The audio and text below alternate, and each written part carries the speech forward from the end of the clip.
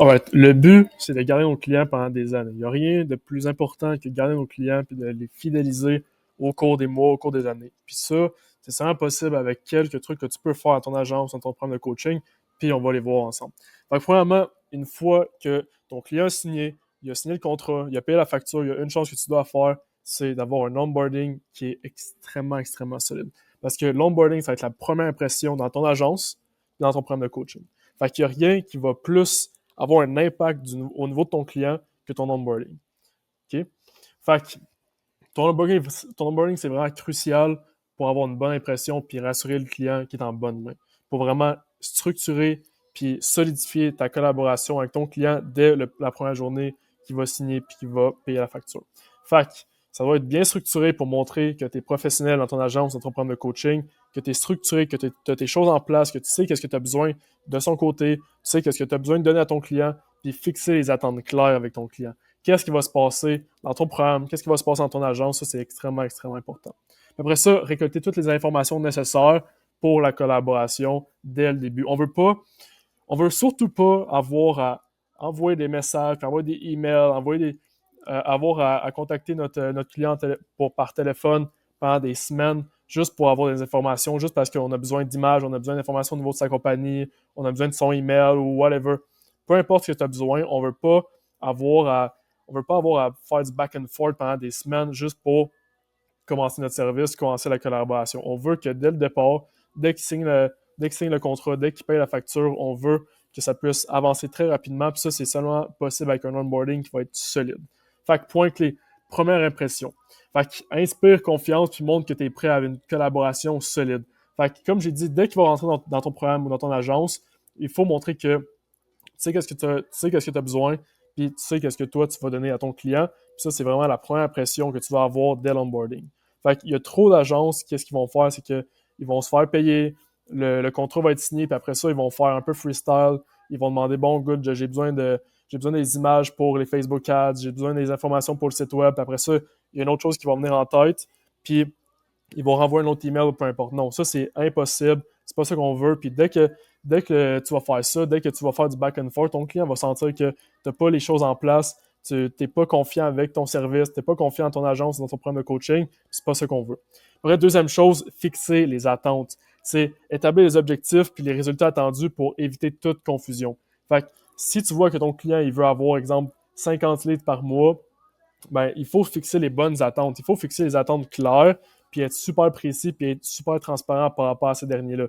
Fait que si, exemple, tu sais que toi, tu peux emmener un 30 leads de plus, puis ton client, il veut 50, 60, 70 leads, dis-lui pas, OK, good, ça va être ça. Il faut fixer les attentes, puis au pire, on va y aller mois par mois, mais c'est mieux de fixer les bonnes attentes, qu'est-ce qu'il va vraiment avoir dès le premier mois, puis après ça, au pire, avoir plus dans le premier mois, puis après ça, ton client va être encore plus content que si vous fixez trop des attentes qui sont trop hautes ou vous n'êtes pas super clair par rapport aux objectifs puis aux résultats que vous pouvez amener dans le premier mois, qu'est-ce qui va se passer? C'est que vous n'allez pas les atteindre, puis votre client, il va être dès le premier mois déçu, puis il va penser que vous n'avez pas les choses vous contrôlez pas les bons résultats, vous n'avez pas les choses en place, puis c'est pas ça qu'on veut. On veut fixer les attentes dès le premier jour, dès l'onboarding, comme ça, votre client il sait à quoi s'attendre. Puis si vous dépassez ces objectifs-là, qu'est-ce qui va se passer? Il va juste être encore plus content, c'est tout.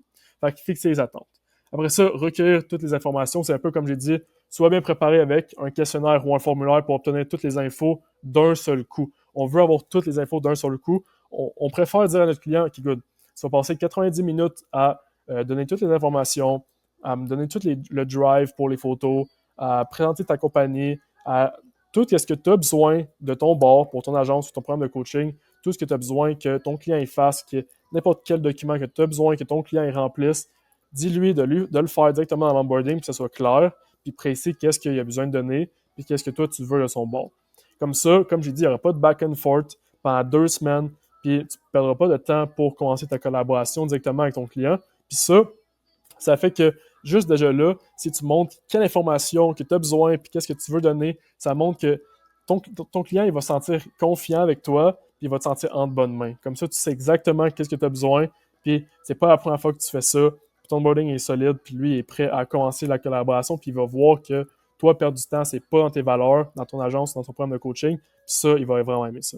Après ça, Deuxième point, fixer les attentes, puis clarté et transparence. On va se dire, l'onboarding client, ça va pas mal recueillir tout ce que je vais vous montrer. Par contre, exemple, fixer les attentes, puis clarté et transparence, c'est vraiment dans la collaboration en général. C'est pas nécessairement juste dans l'onboarding, c'est dès que tu commences ton premier mois dans la collaboration, ton deuxième, 3 mois, quatrième mois, il faut tout le temps fixer les attentes, puis être super clair puis transparent sur ces attentes-là qu'on a fixées ensemble. Fait que définir les attentes claires, c'est vraiment essentiel pour avoir une relation solide avec son client. Puis ça inclut vraiment la clarification des responsabilités, l'alignement sur les objectifs, puis transparence sur les résultats. Fait que qui fait quoi, qui est responsable de quel genre de tâche, qui est responsable pour fournir telle information. Si par exemple, vous avez besoin de nouvelles photos pour faire les Facebook Ads, il faut être clair là-dessus. T'sais. Il faut être clair que tu as besoin des photos pour faire les Facebook Ads, pour amener des nouvelles, pour créer des nouvelles créatives, pour amener plus de résultats. Si tu es un coach sportif, par exemple, tu as besoin que ton client fasse ses check-ins à chaque semaine. Fait que de fixer les attentes, de fixer vraiment les responsabilités à chaque bord, de chaque partie. J'ai besoin de ton check-in pour que moi, chaque semaine, je puisse faire ton nouveau plan alimentaire, pour que je fasse ton nouveau plan de gym. Tu comprends? Puis vraiment être transparent sur les résultats. Fait que chaque semaine, par exemple, si tu as besoin de faire un reporting, d'être clair sur les résultats, puis c'est mieux d'être clair sur des mauvais résultats que d'essayer de mettre les mauvais résultats plus beaux, peu importe. Puis après ça, que le client il se rend compte que tu n'as pas été transparent sur les vrais résultats, puis après ça met la relation dans un mauvais mode, puis qu'est-ce qui va se passer, c'est que ton client va sûrement te lâcher éventuellement. Par contre, si tu es vraiment transparent sur les résultats, puis transparent sur le travail que tu mets, il va y avoir une meilleure relation dans la collaboration, puis c'est vraiment ce qu'on veut. Fait que méthode, comment tu peux vraiment fixer les attentes? Premièrement, clarifier les rôles. Fait que définir qui fait quoi pour éviter les malentendus. C'est un peu comme j'ai dit, qui a besoin de faire quel genre de tâche. Fait que qu'est-ce que ton client a besoin de te donner, puis toi, qu'est-ce que tu vas faire on your end pour amener les résultats avec ce que lui te donne. Fait que c'est vraiment important dès le début, dès l'onboarding, puis aussi dans les mois qui vont suivre de la collaboration, d'être sûr que qui fait quoi dans la relation client-agence ou client-programme de coaching. Après ça, aligner les objectifs, discuter des objectifs à court et long terme, puis ajuster les attentes si nécessaire. Fait que, comme j'ai dit, ça revient un peu au même de tantôt. Si ton client il veut, exemple, perdre 60 livres, mais ton programme il va plus faire perdre 30 livres en 3 mois, il faut être clair là-dessus. Il ne faut pas lui amener des mauvaises expectations, puis le overhype. Il faut être super clair sur c'est quoi vraiment les objectifs qu'on peut avoir, les résultats qu'on peut atteindre. Puis ça, c'est vraiment être aligné sur les objectifs. Comme ça, il va vraiment plus être content si on atteint des résultats plus grands que les résultats qu'on a mis dès le départ, même s'ils sont un peu plus petits que lui, qu'est-ce que lui il veut. Tu comprends? Fait que c'est vraiment important de s'aligner sur les objectifs. Comme ça, quand on va atteindre ces objectifs-là, dans les deux bords, tout le monde va être content, puis on va pouvoir passer à un next step, amener des encore meilleurs résultats. Après ça, assurer la transparence, fait que communiquer les résultats de façon claire et régulière avec des KPI pertinents. Fait que, comme j'ai dit, c'est vraiment, vraiment important de discuter des résultats qu'on amène de façon transparente. Il faut être transparent avec les résultats. Si on amène des mauvais résultats, il faut le dire. Il faut le dire, puis il faut amener des solutions par rapport à ça. Puis, dans le fond, il faut être transparent avec les mauvais et les bons résultats. Comme ça, quand on va hit des mauvais résultats, le client va le savoir, il va peut-être être déçu par rapport à ça, mais si on est transparent par rapport à ça, quand on va atteindre le prochain mois, la prochaine semaine, peu importe les meilleurs résultats, là, il va être encore plus content, puis il va voir que tu as été transparent quand ça a moins bien été. Il va rester avec toi parce que tu es transparent, tu montres que là, on a amené des mauvais résultats, mais là, je vais ajouter tel créatif ou peu importe, ou le site web, il prend un peu plus de temps que prévu à faire, puis là, je vais me focusser là-dessus. Là, tu as été clair. Tu as été clair sur qu'est-ce que toi, tu dois faire, exemple, les KPI que tu dois faire pour amener les meilleurs résultats, qu'exemple, la semaine dernière. Tu es transparent par rapport à ça.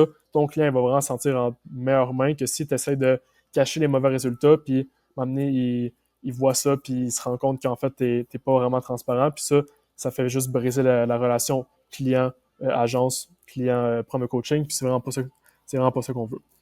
Après ça, importance de la communication, clarté, régularité, puis adaptabilité. Ça, c'est vraiment une chose que je trouve tellement importante dans une agence marketing, dans un programme de coaching, c'est la communication. Peu importe c'est quel genre de communication, peu importe si on parle des appels 1, peu importe si on parle des reporting de chaque semaine, exemple si tu fais des Facebook Ads, peu importe c'est quoi les follow-up que tu vas faire, c'est vraiment important d'être super clair, d'être régulier puis de s'adapter à son client par rapport à la communication. Comme ça, tout le monde est content puis tout le monde est informé quand il se passe quelque chose. Fait une communication efficace, ça permet de renforcer la relation avec le client puis surtout d'être clair, d'avoir des échanges réguliers puis aussi d'adapter ton style aux préférences du client. Fait que si par exemple ton client il préfère Zoom, s'il préfère un appel au téléphone, peu importe c'est quoi, qu'est-ce qu'il préfère, faut que tu t'adaptes à ton client, puis ça, c'est vraiment ça qui va faire une bonne relation, puis il va se sentir en bonne main. Fait que, astuce pour avoir une bonne communication, c'est super clair. Être clair, utilise un langage simple et précise les objectifs de chaque interaction. Fait que, pas besoin quand tu échanges avec ton client d'être super, d'essayer d'avoir l'air d'un pro, d'utiliser des mots qui n'ont pas rapport. Soit super clair, puis soit aussi super précis sur c'est quoi l'objectif de cette discussion-là. Si tu proposes un appel à ton client, d'être clair sur c'est quoi l'objectif de cette interaction-là. Fait à quoi ça va servir. Si tu proposes un appel, dis-le directement. Cet appel-là, ça va servir à regarder les résultats de la semaine dernière. Cette semaine, l'appel va durer 15 minutes. Sois vraiment clair sur l'objectif, le nombre de temps que ça peut durer. Comme ça, ton client peut vraiment s'adapter à ton besoin, tout ça. Puis d'utiliser un langage extrêmement, extrêmement clair, puis simple, comme ça, ton client, il va, surtout dans les agences marketing, soyez clair à vos clients. C'est pas nécessairement tous les clients qui vont comprendre c'est quoi votre langage, exemple Ads Manager, etc. Fait que soyez clair, soyez simple, comme ça, votre client va comprendre ce que vous voulez dire, puis avoir les objectifs de chaque interaction, c'est extrêmement, extrêmement important parce qu'ils ont une business à rouler, puis ils n'ont pas nécessairement tout le temps d'avoir des interactions qui n'ont pas rapport, puis surtout s'ils ne savent pas exactement ça va servir à quoi. Fait que d'avoir un langage simple, puis d'avoir des objectifs clairs sur à quoi sert l'interaction, exemple d'aujourd'hui, etc. Après ça, régularité, fait être régulier sur nos appels, fait planifier des mises à jour fréquentes et des points de suivi. Ça, c'est extrêmement, extrêmement important, que ce soit une agence de marketing ou un programme de coaching, il faut être régulier avec nos follow-up. Il faut, même si notre client, tu vois que le client est un peu indépendant, pas de problème, il faut quand même être régulier avec nos follow-up, montrer qu'on care pour lui, montrer qu'on lui amène des résultats, puis on veut lui montrer les résultats un peu moins bons, on veut quand même le garder au courant, on veut savoir comment ça se passe de son bord. On veut pas avoir trop de zones d'ombre dans notre collaboration. On veut qu'on soit pas mal tout le temps au courant de qu'est-ce qui se passe de chaque bord. Puis comme ça, la relation client puis agence ou programme de coaching, ça se passe super bien parce qu'on est régulier puis on a vraiment des touchpoints qui sont fréquents.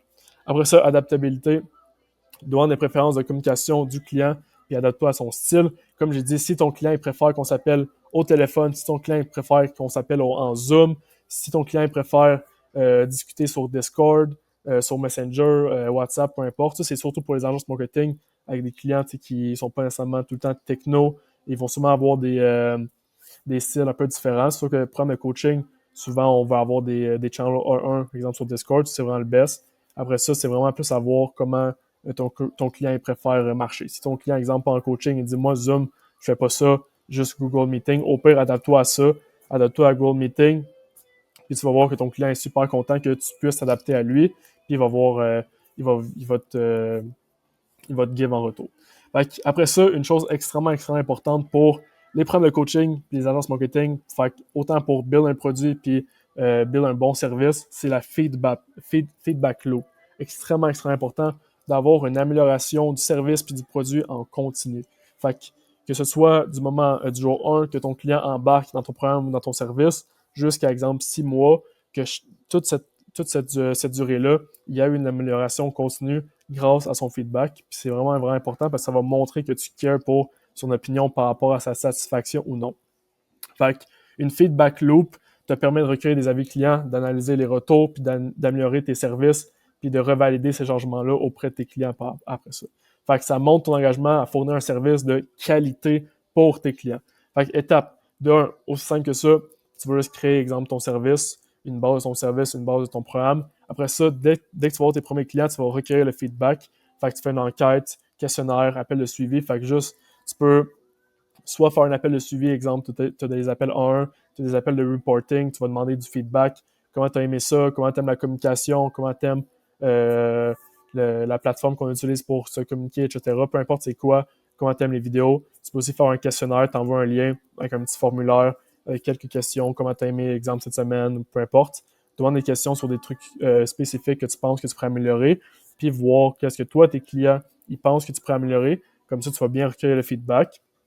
Après ça, analyser puis mettre en place les retours. Fait identifier les tendances puis ajuste tes services / produits. Fait que regarde qu'est-ce qui revient le plus souvent. Regarde, exemple, si c'est la communication. Regarde si c'est la qualité des vidéos. Regarde si c'est, mettons, les Google Docs qui sont pas assez clairs. Si ça revient assez souvent, concentre-toi là-dessus. Améliore ça en premier. Puis après ça, tu vas ajuster ça.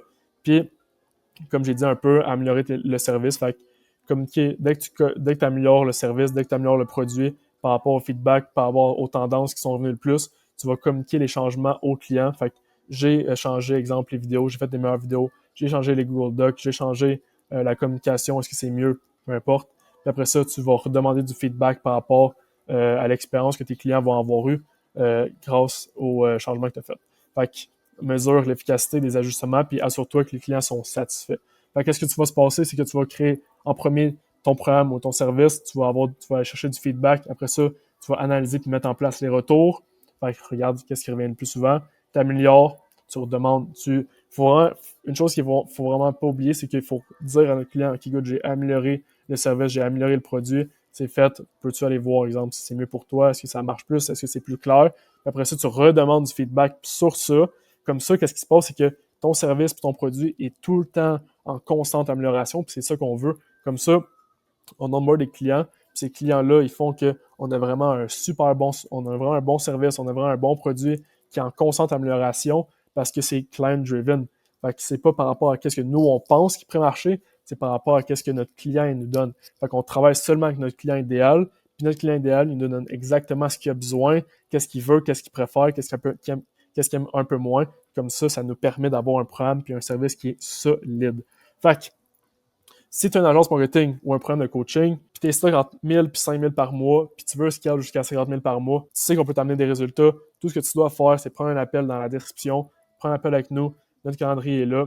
Si tu as une question, tu peux soit m'écrire sur Instagram ou laisser un commentaire, puis nous, on se parle bientôt. Si tu es prêt à scale, prends un appel, puis nous, on se parle bientôt.